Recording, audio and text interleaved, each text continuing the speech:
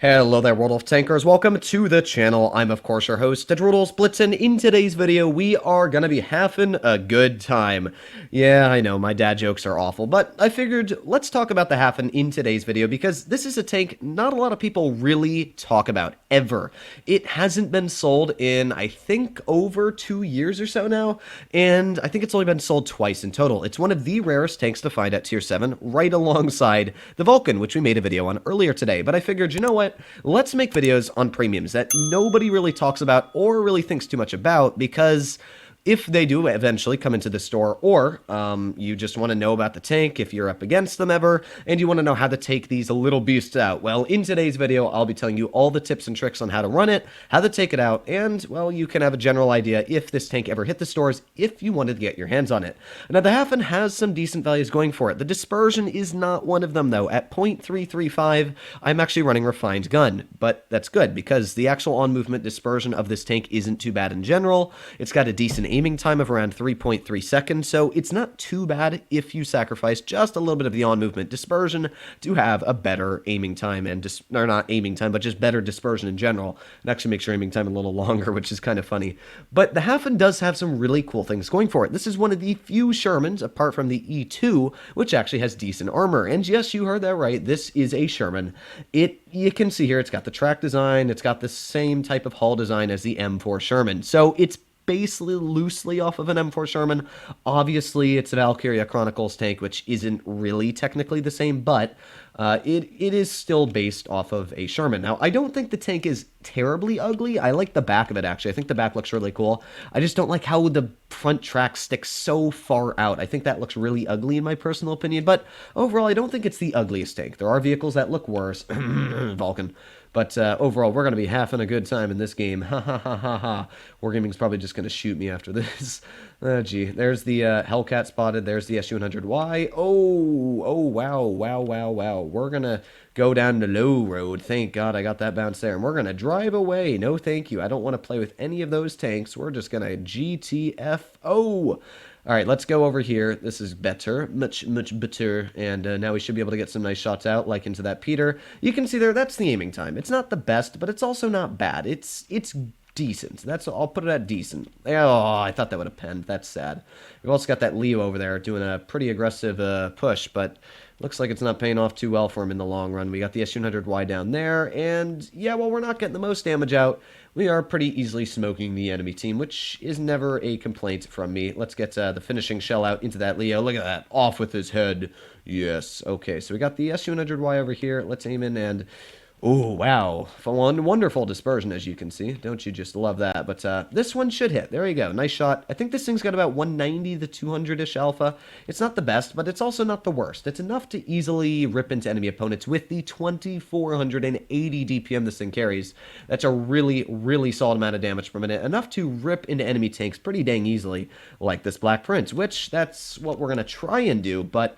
yeah, we might struggle a little bit, but putting on our adrenaline here, we got a really, really quick reload. What was that, like 3.9 seconds or so with our adrenaline? Yeah, 3.9, that's a pretty dang quick reload. So let's get our finishing shells out into you. Then we can go over to vehicles like the Smasher over here, which are still completely full health. Pretty dang nice farm for us. So I'm going to take this way. I think this way is quicker. Oh, our Smasher managed to bounce him, which is fine with me, because that is more damage I will be getting out on the enemy Smasher, which, there we go. Ooh, and a fire. Ooh, baby. That's what I'm talking about. All right, now this thing doesn't have the best gun depression. It sits at 7 degrees, so it's not bad, but it's also not, anything to brag about. It's decent. Overall, though, that wasn't a bad game. We did about 2,000 damage, which... for the tank and in the battle we were in, isn't too bad by any means. Let's see, yeah, 2,142 damage, not too bad. I actually really like this tank. It has good DPM, as I said. It's got, what, like 2,480 or something like that? No, yeah, 2,460, so really good DPM. It's only got a 4.6 second reload because it's got 190 average damage. The HE is very nice. And yeah, I'm actually enjoying this tank. The armor, I was looking at Armor Inspector, it's not too bad at all. In fact, I can pull up Armor Inspector really quick, and you'll see that this is a T29 aiming at it. So obviously the T29's got pretty dang good pen. And even then, you can see the upper plate at 185 is not bad by any means. That's actually pretty impressive. It does have weak spots here, but overall, it's pretty thick. The mantlet is almost impenetrable, and while it does have weak spots around it, you do get bounces on that mantlet if you angle it correctly. As well, that lower plate is pretty dang big, and it's very troll sometimes. sometimes, because you'd think, oh yeah, it's got a lower plate, I'll obviously shoot at that, but it's actually not the weak spot. The lower plate is the thickest part of the tank, and you can see it makes up about half of the lower part of the vehicle. So the best way to shoot this tank is to shoot right at the middle part of that rounded picture. But we're going to see what we can do here. Another Tier 7 battle, which is fine with me. I don't know, I just think this tank looks weird. That's the only thing. It looks like it's out of proportion. And as well, when you drive it, it looks like a duck. And the duck went down to the lemonade stand. Hey, got any grapes? Waddle, waddle, waddle. I'm done. I know, my jokes are awful. Please end me now. But, well, let's see what we can do. Let me, well, we got the Sentinel right over here. There you go. Nice snap right into that Sentinel. That's what I'm talking about. Some nice shots coming out. Ooh, not able to get that out just yet. But the nice thing about this tank is that it's got a mix of alpha and O. Yes, and oh, wow. I'm just going to keep saying I guess. Let's try and pen this guy, though. Oof. I will say, just after a little bit of using this tank, I can say the shell velocity is quite not great. That's all I'll put it at. Oh, we got shot again. Who is shooting me now? Oh, it's an ARL. Oh, gee, we're not quick enough to evade his shell, are we? I don't know what shot me in the side. It was like a 2-something roll, which hurt quite a bit. It was probably the Dickermax. And we're kind of struck in a weird scenario. Yeah, it definitely was the Dickermax. He got a shot right into our side, lit us on fire. We're just in a really weird scenario right now, because we got tanks like the AT-8 over here, which I would love to pen, but yeah, it doesn't look like we can pen them in that exact scenario. We've also got that Sentinel off to the side, and he's trying to aim in on us. So let's see if we can get a nice pen in. Aiming, fire. There you go. We do, of course, have more alpha than the Sentinel, which means that we can get some pretty nice snaps in. Let's also... Ooh, yeah, perfect shot. That's what I'm talking about. We're getting some decent shells out. You can see where this tank's height is a big issue, though. It's very, very tall, which does get you shot. And I didn't think I was detected, to be completely honest, but it looks like I still was. Gosh, Dickermax's guns are really, really annoying sometimes. I can tell you that from experience. That gun is nasty to come up against. It's a really, really strong tank, and, well, there he is. Okay, I guess, what do I want to do? Well, we got the AT-8 right off to the side here.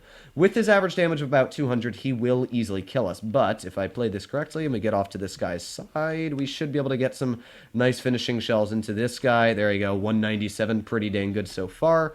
Come on, keep letting me shoot him. Yeet, there you go, 218. You know what, I'm taking it. And somehow this AT is managing to bounce this guy every single shell.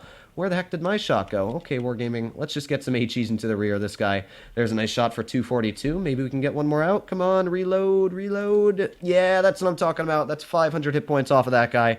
That's what he gets for shooting me. So, what do I have to say about this tank? I don't find it great. I find it average, and it does have a lot of issues. As you saw there, the shell velocity really sucks, and if you're not used to it, if you're not playing this tank a couple games a day, you probably won't ever get used to it. The shell velocity is a big killer. Not only is the shell velocity quite poor on this tank, but as well, the mobility, the size of it, it's just not a great vehicle overall. I put it at 5 out of 10. I wouldn't say it's great, but I wouldn't say it's bad.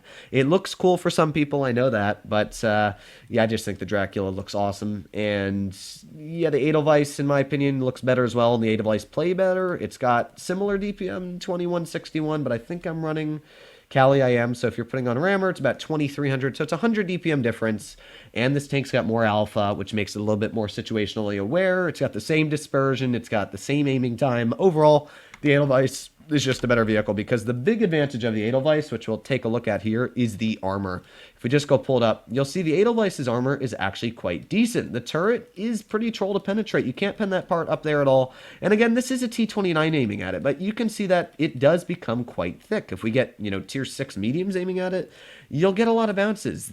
Oh yes, tier 2 mediums. Sorry, not tier 2. Okay, but you can get bounces. The side armor is very troll. You can angle it. It gets bounces. This is one thing I like about the Edelweiss. This is a very troll tank, and it's got 8 degrees, which makes it very flexible. Let me know what you guys think in the comments down below, but overall, I think that if you're going to spend your money, and usually the Edelweiss and the, what is it, the Hafen, yes, Hafen, a good video, but usually both of these tanks come into the store at the same time, so I would suggest to get your hands on the Edelweiss if you have the choice of either two. Let me know if you want to see a video on the Edelweiss in the comments down below, but other than that, hopefully all of you are doing well out there. Stay happy, stay healthy, and I'll be seeing you in the next one. Bye-bye.